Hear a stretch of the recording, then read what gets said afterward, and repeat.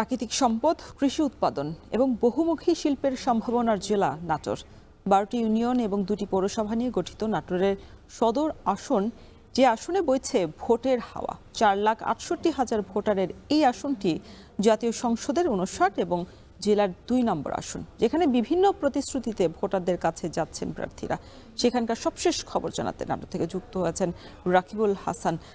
রাকিব, জানাবেন যে নাটোর 2 আসনের ভোটারদের চাওয়া পাওয়া এবং প্রার্থীদের কি প্রতিশ্রুতি দিচ্ছেন তারা?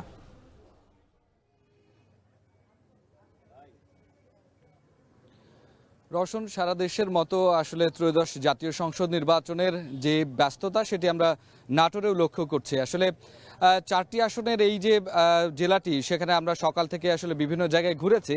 সেখানে দেখেছি সাধারণ মানুষের মধ্যে চায়ের আড্ডায় বিভিন্ন জায়গায় কিন্তু এই নির্বাচন নিয়ে আসলে আলাপ হচ্ছে। এখানে আসলে এই যে 4টি আসনে আসলে ভিন্ন ভিন্ন চাহিদা রয়েছে। এই চাহিদাগুলো নিয়েই কথা বলবো। আমাদের সাথে যুক্ত হবেন আমাদের সহকর্মী মাহবুবুর রহমান।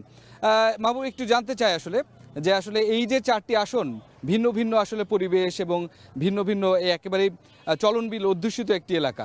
এখানে সাধারণ মানুষ আসলে আগামী নির্বাচনে কি প্রত্যাশা করছে?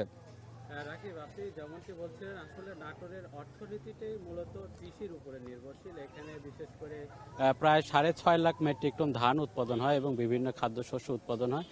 এছাড়া প্রায় 70 থেকে 72 হাজার মেট্রিক টন কিন্তু মাছ উৎপাদন হয়।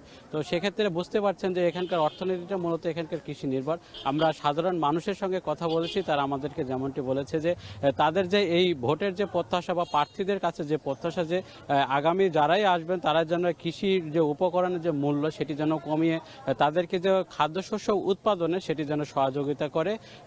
রাকিব, আপনি তো দেখেছেন যে নাটোরে একটি অর্থনীতি এবং এখানকার একটি পর্যটন সম্ভাবনা রয়েছে, এছাড়া যে শিল্পায়নের যে সুযোগ রয়েছে, আপনি কেমন দেখছেন এটি?